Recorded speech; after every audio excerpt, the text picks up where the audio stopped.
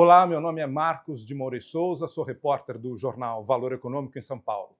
O Valor completa 25 anos este ano e, para marcar essa data, a gente tem organizado alguns encontros, algumas entrevistas especiais sobre temas que não estão no dia a dia do noticiário, mas que são temas interessantes para a gente refletir. O assunto de hoje é sobre como será a alimentação no futuro. E para discutir esse assunto, convidamos duas personalidades especialíssimas aqui. Alex Atala, chefe, cozinheiro, especialista na culinária brasileira, um dos nomes mais respeitados aqui da gastronomia nacional. E Ricardo Abramovay, professor da Universidade de São Paulo, um acadêmico, muito envolvido com pesquisas e reflexões sobre a Amazônia, mudanças climáticas e também sobre alimentação. A vocês dois, muitíssimo obrigado. Alex, especial aqui, o agradecimento por nos receber aqui em um dos seus restaurantes. Bom, eu queria começar o nosso papo, professor Abramovay, com uma pergunta, antes de falarmos sobre o futuro, fala um pouco sobre a dieta do brasileiro, a dieta média do brasileiro, se ela é tão variada e tão saudável quanto poderia ser. A dieta do brasileiro, quando comparada internacionalmente, ela é bem mais variada do que, por exemplo, a dieta do mexicano, apesar da existência de uma riqueza de biodiversidade do México fantástica, e, sobretudo, dos britânicos e dos norte-americanos. Os norte-americanos têm 70% das suas calorias vindas de produtos ultraprocessados.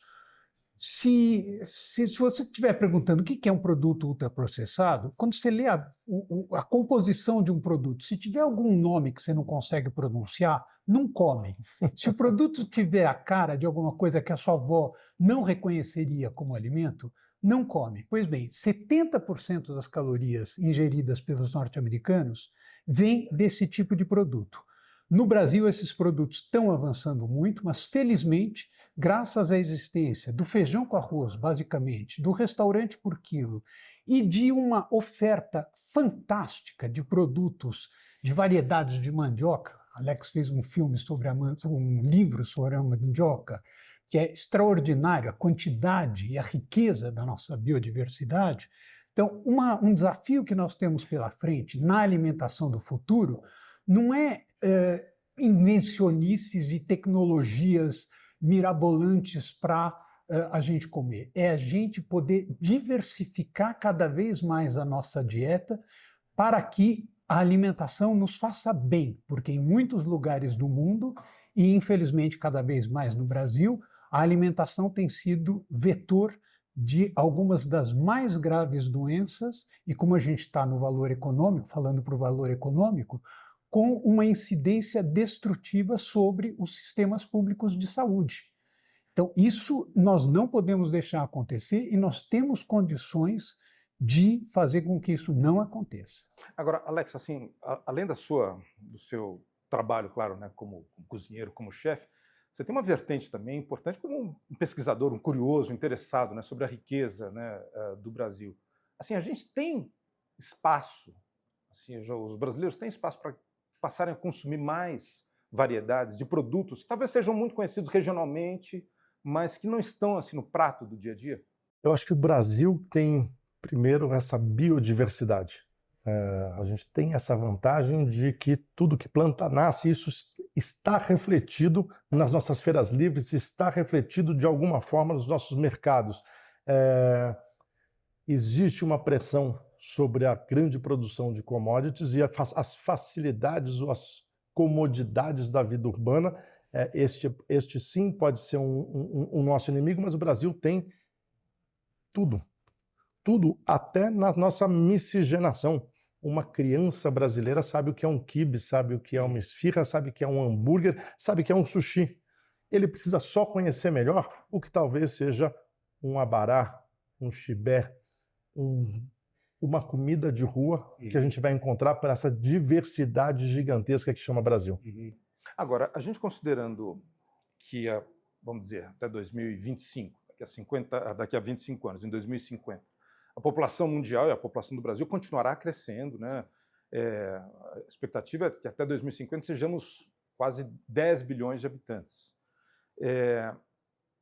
Ampliar ou ofertar alimentos para uma quantidade assim, né, de população, será necessário abrir mais áreas, ou seja, desmatar mais áreas para a agricultura e para a pastagem, ou seja, é uma equação que mais habitantes, mais bocas consumindo, impactará também na forma como o ambiente é afetado por essas áreas? Posso começar respondendo? Eu vou usar essa régua de 50 anos. Eu gosto muito dessa régua de 50 anos e gosto de fazer, para exemplificar melhor, usar as artes. O que define arte moderna e arte contemporânea é uma régua de 50 anos. Isso dito, vamos trazer para a alimentação. O que aconteceu na alimentação do mundo e principalmente na do Brasil nos últimos 50 anos? Perdas, doenças. A gente vai ver só downsides. Isso quer dizer que nos próximos 50 anos a cozinha vai continuar nesse caminho? Eu, pessoalmente, otimista por natureza, acredito que não. E também não acredito que nós vamos ter que abrir mais áreas. A cozinha do futuro não está em abrir mais áreas, em buscar novas tecnologias, talvez seja reentender a nossa régua que precedia 50 anos, a cozinha de 100 anos atrás, onde não havia desperdício, onde nossas avós usavam e criavam sabores saudáveis respeitando o seu entorno. A chave do futuro não é uma nova cozinha, mas uma nova relação com o produto que a gente colhe. O desperdício é um fato hoje em todos os mercados, da produção às nossas casas. As pessoas gostam de falar que entre produção e mercado a gente fala de um desperdício de 30%, mas eu vou convidar vocês para uma reflexão. Quem nunca deixou um pão embolorá em casa? Quem nunca comprou um pouco mais de frutas do que deveria? Entender esta relação de valor é fundamental. Fomos educados para gostar de dinheiro. E gostamos tanto de dinheiro que a gente não joga dinheiro fora, a gente joga uma moeda fora. Às vezes a gente joga uma moeda numa fonte para ganhar dinheiro, para sonhar em ganhar dinheiro. Por que nós continuamos jogando fora se o que nós jogamos fora tem mais valor do que aquela moeda que você não joga fora? A relação de valor e respeito ao ingrediente precisa ser revista. Professor, você tem falado uma... Deixa eu completar isso que o Alex está dizendo. Eu acho que essa tua pergunta, Marcos, supõe o seguinte: se a gente continuar fazendo o que a gente vem fazendo nos últimos 60 anos, desde o início da Revolução Verde, daqui até 2100, com o crescimento populacional, que não vai ser tão grande quanto se estima, porque nós estamos num momento de transição demográfica em várias partes do mundo e tal, a gente consegue dar conta do recado? Só que tem um problema nesse raciocínio, que é o seguinte: o que a gente vem fazendo nos últimos 60 anos entrou em colapso. Basta ver o que aconteceu no Rio Grande do Sul, o que está acontecendo no Cerrado brasileiro, o que está acontecendo na Índia, na China, ou seja, os impactos dos eventos climáticos extremos. A chance que nós temos de continuar oferecendo produtos para a alimentação humana é se nós pusermos na mesma escala de valor o produto e a biodiversidade que dá origem a esse produto. Mas nos últimos 60 anos nós aprendemos a dissociar o produto da biodiversidade. Biodiversidade? Ah, você está falando da floresta amazônica. Entendi, tá? Não, é importantíssimo manter a floresta amazônica, não há dúvida. Felizmente nós estamos reduzindo o desmatamento. Não, mas agora nós estamos na necessidade urgente de introduzir biodiversidade no interior das culturas agrícolas e da criação pecuária. Sem isso, nós vamos ter cada vez mais perdas, porque as culturas ficam pouco resilientes, e perdas nas produções animais. Vocês estão vendo o que está acontecendo nos Estados Unidos. O vírus H5N1 já provocou o abate de 190 milhões de aves e tem um novo vírus. E o doido do ministro da Agricultura dos Estados Unidos está dizendo: não, vamos deixar, não vamos cuidar desse negócio, vai ter uma seleção natural. Não, não pode. Nós precisamos diversificar a genética animal. Não é razoável. Foi muito importante, dos anos 60 para cá, as criações concentracionárias de animais permitiram que a gente aumentasse a oferta de proteínas. Agora nós temos que mudar o método, nós temos que diversificar as espécies e ter diversidade de animais como uma forma de proteger os animais, de garantir o seu bem-estar e de proteger a saúde humana, já que as grandes pandemias que nós teremos pela frente serão pandemias zoonóticas. Então, é fundamental a diversidade da produção animal, ou seja, é fundamental renunciar àquilo que nós aprendemos a fazer e fizemos com sucesso nos últimos 60 anos, agora nós temos que mudar.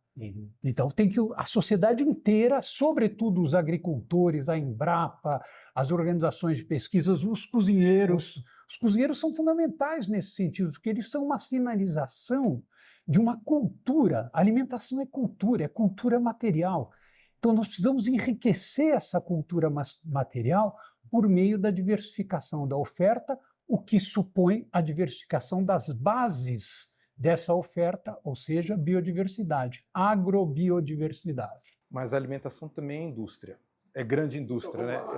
Eu acho que a grande indústria, ela cria um valor, talvez questionável, ao superprocessado e à comodidade de consumo. Eu vou contrapor isso e completar o raciocínio anterior contando uma história dos índios baniuas. Uma indígena baniua, quando vai casar, ganha da sua mãe algumas pimentas e algumas manivas, algumas ramas de mandioca, que a mãe ganhou da sua avó. E essa é uma tradição feminina familiar dos índios baniua, do matriarcado baniua. Essa menina vai plantar aquela mandioca para entregar para a filha a mesma rama e as pimentas para entregar para a filha. Mesmo que seja a pior. E agora eu faço um corte. Dentro da nossa lógica, a gente quer produzir a mandioca e a pimenta da moda. A que cozinha mais rápido, a que produz mais, a mais branquinha. Eles não. E sabe por que não? Porque são aquelas más pimentas ou as más mandiocas que vão a salvar os baniuas num futuro, num excesso de água, numa enchente ou numa seca. É a manutenção da biodiversidade in situ o salvo-conduto para o amanhã das populações baniuas. Eu acredito que os povos tradicionais, as nossas avós, têm grande sabedoria que foram destiladas por gerações e que nós simplesmente estamos esquecendo e fechando os olhos para elas. Comida de caixinha não é comida segura. Eu queria continuar um pouco sobre isso, né? Sobre essa tendência assim, dos últimos anos, né, professor? Você estava falando sobre o alimento ultraprocessado que você não reconhece, eles não conseguem pronunciar o nome, né, do ingrediente. Mas olhando assim, essa tendência dos últimos poucos anos, eu acho até, né, de uma exacerbação assim, desse consumo, talvez não tanto no Brasil, mas em outros países, assim. Essa é uma tendência que talvez os jovens, vamos dizer, quem for jovem em 2040, 2050, isso deve assim, cativar ainda mais paladares ou talvez tenha uma reversão, né? Eu sou um eterno otimista, então eu quero acreditar que só melhora, melhora para a gente, não para a indústria, mas é importante a gente fazer mais um corte aqui e entender que o governo precisa criar ou facilitar maneiras com que esses produtos cheguem à cesta básica ou às merendas escolares. Para uma nutricionista que tem que assinar um termo de responsabilidade, para ela, profissional, é mais seguro ela botar comida de caixinha. É mais barato colocar comida de caixinha. E é essa chave que a gente tem que mudar. Eu não sou contra a comida de caixinha, não quero, mas eu tenho que gritar em valor do que é alimento real, do que alimenta quem come, quem produz e o seu entorno. Eu, como cozinheiro, preciso de ingredientes incríveis para fazer uma grande receita. Eu não consigo cozinhar com ingredientes intermediários. O único jeito de eu conseguir isso é conhecendo um homem que é tão apaixonado pelo ingrediente como eu, que é o produtor. E esse cara só vai ter um ingrediente incrível se o entorno for feliz. Agora, falando no grande guarda-chuva, agro, sócio, biodiversidade. Sim. E é importante não confundir alimento industrializado com alimento ultraprocessado. Obrigado, Ricardo. O macarrão é industrializado. Sim. O queijo, o iogurte, isso tudo é industrializado. É ótimo comer isso.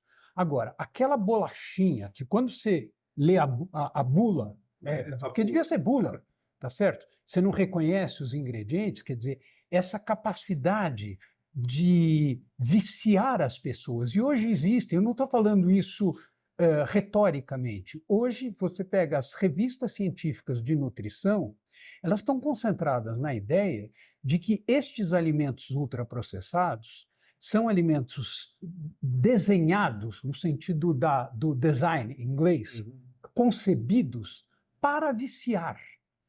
Pode parecer maniqueísta e conspiratório esse raciocínio, e quem acha isso não deixe de assistir às Christmas Lectures, e que tiveram uma espécie de drama de consciência e revelam o que acontece nesses ambientes. E toda a estratégia é uma estratégia de transformar o alimento não em fonte de saúde, de prazer, de cultura, de sociabilidade, mas sim de vício. Há uma estratégia de vício alimentar que é impossível. É impossível, o Alex, viciar alguém no que as pessoas vão adorar o que ele produz, mas elas não estarão viciadas. Certo? O alimento ultraprocessado, que, aliás, o Brasil, nesse sentido, fez um grande progresso, porque suprimiu os alimentos ultraprocessados por lei da merenda escolar. O México fez ainda melhor. Como a pandemia de obesidade no México estava gravíssima, tanto quanto nos Estados Unidos, o Congresso mexicano aprovou o guia alimentar, transformando um guia alimentar onde se preconiza diversificação da dieta, redução no consumo de carnes e eliminação quase completa de ultraprocessados. Isso foi transformado numa lei aprovada do parlamento por 480-0. Ou seja, onde a coisa pega e a pandemia de obesidade começa a pesar de maneira muito forte nos orçamentos da saúde, a sociedade se mobiliza e diz, não, nós precisamos dar uma direção para o que deve ser o alimento. E o alimento tem que ser alegria, o alimento nós temos que ter respeito pelo alimento e pelas bases que nos permitem receber esse alimento, desde respeito pelo cozinheiro até respeito pelos seres vivos que estão subjacentes aos alimentos. Metade da vida na Terra se encontra a 10 centímetros abaixo dos nossos pés. É isso que faz com que a gente possa se alimentar, e não invencionices que viciam as pessoas. Alex, eu queria emendar uma pergunta sobre, quer dizer, considerando assim que a alta gastronomia talvez antecipe ou sinalize algumas tendências, né? Olhando assim um pouco para frente, né, os próximos 25 anos, tomando como base ali 2050, você vê essas próximas décadas, o consumo de carne continuará tendo assim um apelo tão forte quanto vem tendo? A primeira coisa que eu gosto de dizer, Marcos, é que eu gosto de comer carne. Eu não preciso comer carne todo dia. Este é o primeiro ponto de reflexão. Respondendo exatamente a sua pergunta, sim, a alta cozinha ela é sinalizadora de tendências e sensibilizadora, já que uma vez provado, percebe-se valor. Acho que a cozinha brasileira cresceu muito nos últimos anos, a valorização, e por conta disso a cultura brasileira passa por um processo de envaidecimento, de crescimento, de valorização através da alta cozinha. Mas preciso dizer que a alta cozinha também teve, ou deixou, ou talvez deixe, alguns traços negativos, que é o sobrevalor a alguns produtos. Então vamos dizer o seguinte, por que se come tanto filé mignon, tanta picanha e não se dá a mesma atenção a cortes secundários como o mocotó ou o rabo? Se parte do mesmo bicho e se bem preparados são tão deliciosos quanto. Porque o peixe mais vendido no Brasil é salmão ou tilápia. São atividades vitais para uma grande parte da população brasileira, a pesca, que, se exercitada de forma correta, pode ser uma alavanca socioambiental, sim. Eu quero acreditar que tem um lado positivo e a gente tende a criar deformações ou sobrevalorização de alguns ingredientes. A alta cozinha precisa se rever, ela precisa entender ou praticar melhor o que a gente acredita, mas ela também tem o seu lado positivo, mas não dá para sentar só nesses louros. Sim, sim. Tem um outro aspecto, professor, que acho que você tem conversado, você tem dito também um pouco sobre isso, acho que até algumas décadas a gente via, né, o mundo via, e o Brasil também, o drama da fome de uma forma muito mais aguda. Hoje, em muitos países, e acho que inclusive também no Brasil, mas queria explorar um pouco esse tema, a fome continua sendo um problema para uma parcela da população, mas há um problema também que é a má nutrição por até um excesso de consumo calórico, de gorduras, de açúcares, né? Quer dizer, o problema, de alguma maneira, mudou um pouco, né? Esse problema nutricional de falta, às vezes, para excesso? Sim, mudou assim da água para o vinho. Nós éramos um país, quando Josué de Castro, em 1946, escreveu a Geografia da Fome, o Brasil era um país em que 2/3 da população não ingeria a quantidade de calorias necessárias a seu metabolismo basal. Era um negócio muito sério. Esse quadro foi melhorando, mas ainda nos anos 60, 70, ainda a fome predominava no Brasil. Nós saímos do mapa da fome, ou seja, nós tivemos cerca de apenas 3% com déficit calórico importante em 2014. Países democráticos não podem ter fome. Isso quem diz é Amartya Sen, um dos maiores pensadores do século XX. E mesmo nos países desenvolvidos, há uma assistência a quem está sem emprego, quem é morador de rua, para que essa pessoa pode ter muitas privações, mas fome não é para passar. Isso é uma das bases da democracia. O Brasil é um país que conseguiu recuperar, entrou de novo no mapa da fome quando o fanatismo fundamentalista nos governou, e depois, rapidamente, saiu novamente do mapa da fome. Só que vencer a fome não é ponto de chegada. Vencer a fome é um ponto de partida, é o mínimo que você pode esperar de um país que tem uma economia funcionando, dinâmica, um governo democrático, é que você não tenha pessoas passando fome, salvo casos excepcionais. Nós ainda não chegamos lá, mas este é um ponto de partida. Qual é o ponto de chegada? O ponto de chegada é uma alimentação variada, diversificada, respeitosa dos ecossistemas e da biodiversidade da qual essa alimentação variada depende, e que promova o bem-estar da população, valorizando em cada região do país os produtos mais adaptados àquelas regiões. No Brasil, nós temos todas as condições de fazer isso sobre a base daquilo que os nossos agricultores já sabem fazer, daquilo que uma parte da indústria sabe fazer. E uma coisa muito importante que está acontecendo agora, Marcos, que é interessante, é que nós estamos, como a produção agropecuária, com essas perdas que vêm acontecendo em função dos eventos extremos, o uso de insumos químicos vem se tornando cada vez mais caros.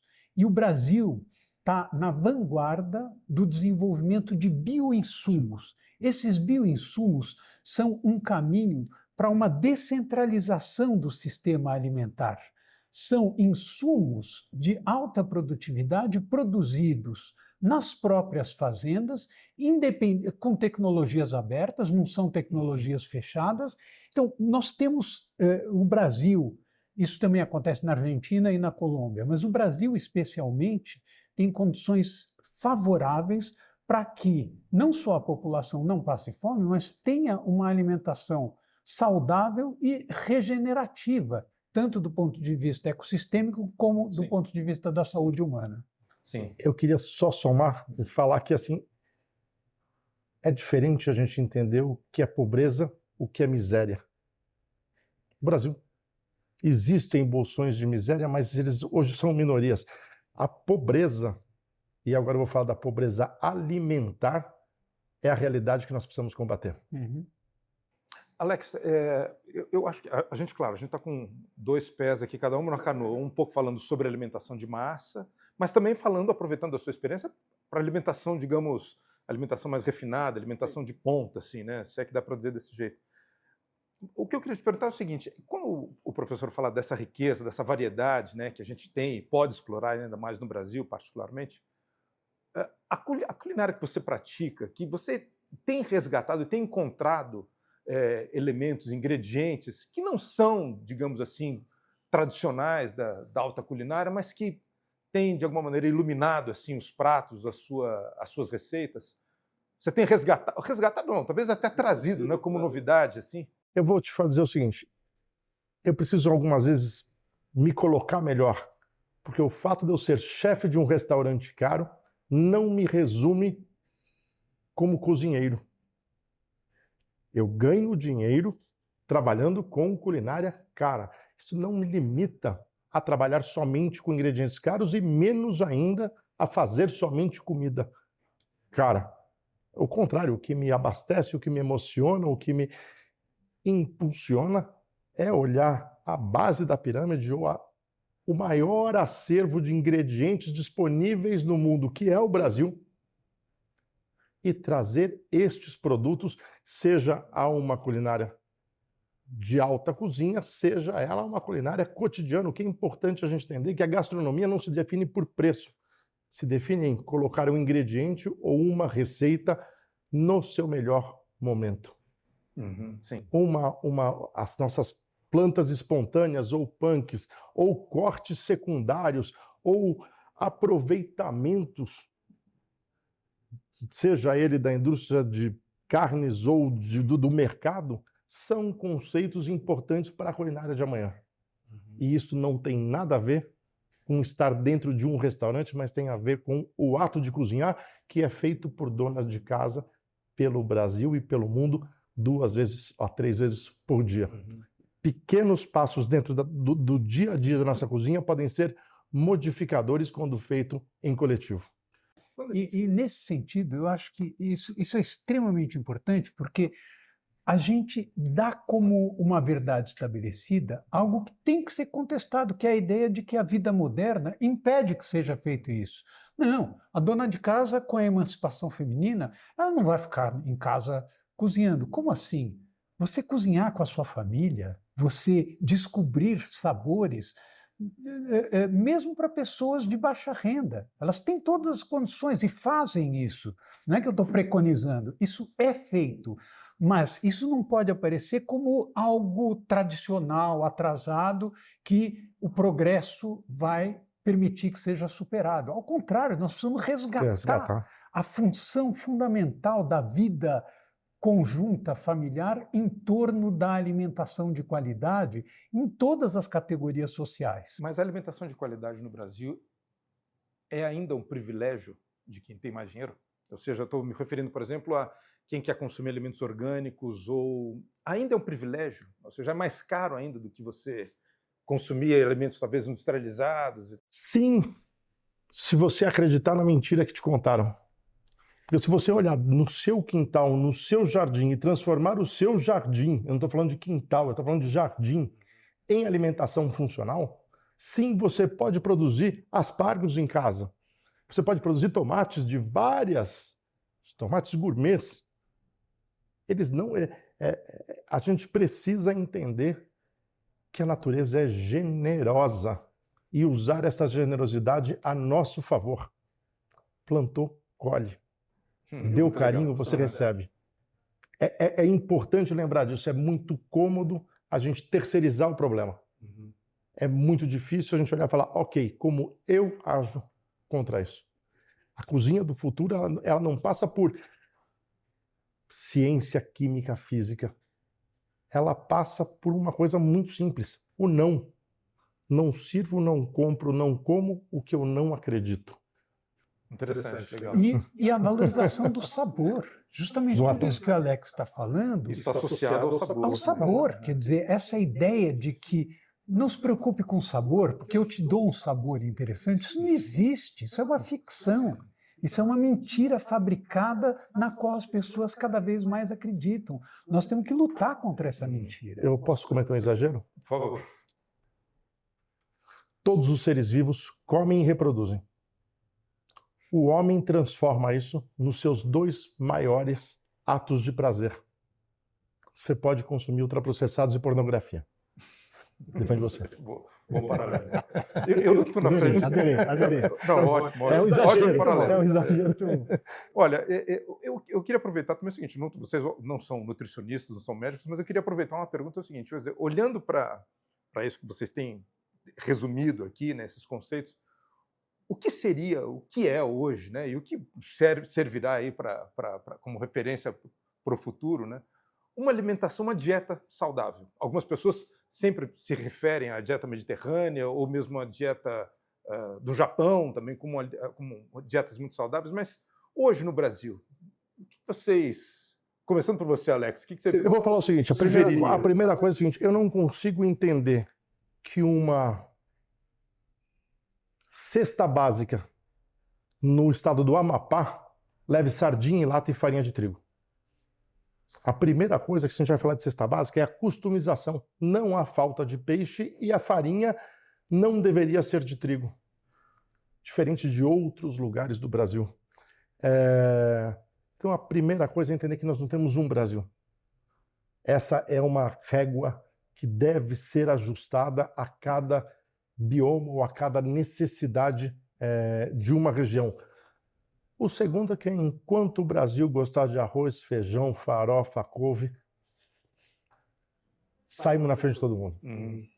Legal. Professor, vocês têm algum comentário sobre essa dieta ideal? O único comentário é que o Brasil é pioneiro com o Guia Alimentar Brasileiro, que completou 10 anos em 2024, e que foi vanguarda, o Guia Alimentar Brasileiro é vanguarda para outros guias latino-americanos, o mexicano, que se tornou lei, o argentino, o paraguaio, etc., e agora o indiano, inclusive. Então, tem um princípio geral que é diversificação da dieta, valorização dos produtos naturais, redução na ingestão de carne, que em muitas partes do mundo, não na África subsaariana, mas em muitas partes do mundo, inclusive no Brasil, é excessivo, e é excessivo inclusive nas camadas de baixa renda, por incrível que pareça. Então, o Guia Alimentar Brasileiro nos oferece uma orientação que vem sendo adotada cada vez mais nos organismos públicos, nas escolas, etc. Esse é um grande avanço, uma grande contribuição que o Brasil faz, ao contrário dos Estados Unidos, por exemplo. Nos Estados Unidos, o poder da indústria de ultraprocessados é tão grande que eles acabaram considerando, disseram, tem que ter vegetal na dieta das crianças. Ah, tá bom, então você serve pizza com molho de tomate enlatado, o molho de tomate é vegetal, então estamos conversados. Quer dizer, no Brasil a gente não faz isso, felizmente. Eu acho que tem uma chave importante, que é a primeira coisa. No Brasil a gente tem muitas frutas, muitas verduras. Ir ao mercado, assistir programas de culinária, vão te aproximar, sim, do ato de cozinhar. Na aproximação do ato de cozinhar, talvez haja a sua aproximação do ingrediente no seu momento primeiro, que é a vida. E eu vou explicar isso melhor. Eu conheço poucas pessoas que são capazes de reconhecer um pé de laranja sem fruta. Eu não estou falando de uma fruta brasileira, estou falando de uma fruta que está no mundo inteiro, introduzida na nossa primeira infância. A desconexão do homem do alimento no seu estado primário, na natureza, é gigantesca. E eu quero acreditar, e eu vou acreditar para o resto da minha vida, que o ato de cozinhar vai aproximar o homem da natureza. Vai aproximar o homem do que é a fonte ideal de alimento, que eu brinco e falo que é a dieta divina. A melhor dieta do mundo chama dieta divina. O que Deus não criou, não coma. É isso. Olha, para fechar o nosso papo, o que poderia se estender aqui? Eu queria, assim, acho que as pessoas têm um dito, assim, né, que é você é o que você come, né? Como é que será as pessoas, vamos dizer assim, em 2050? Quem serão os brasileiros, considerando o que eles vão comer? Eu acho que com a melhoria da nossa educação, da informação e com, eu espero, o combate muito firme às mentiras, às fake news, etc., as novas gerações serão cada vez mais capazes de reconhecer esse vínculo entre o alimento e a valorização da natureza e dos serviços ecossistêmicos dos quais nós todos dependemos. Então, nesse sentido, acho que, sobretudo no Brasil, mas em outros países da América Latina também, nós temos um horizonte muito promissor pela frente no que se refere aos padrões alimentares que vão vigorar. Alex, um pouco isso, quer dizer, dentro dos padrões alimentares brasileiros, eu vejo, vou me repetir um pouquinho, que uma criança hoje no Brasil come hambúrguer, come esfirra, come sushi. Eu espero que essa quebra de monotonia não seja só na ordem de culturas alimentares, mas seja também na sua diversidade. Um dia um peixe de água doce, um dia um peixe de água salgada, um dia uma carne de porco, um dia uma carne de pato, outro dia verduras e frutas, que a banana, que a maçã, que a laranja continuem na nossa cesta de fruta, mas que o saputi, o cajá, o cupuaçu, a graviola também estejam presentes. É importante e fácil realizar esse tipo de coisa, principalmente quando a gente fala de verduras e ervas. Elas são fáceis de cultivar. Tem orgulho de comer a comida que você produziu. Eu brinco e falo que produzir a própria comida seria quase como, ou tão importante como, imprimir o próprio dinheiro. Que legal. Tenho certeza que os nossos leitores aprenderam bastante com vocês aqui e agradeço em nome do Valor. Muito obrigado, Marcos. Obrigado, professor.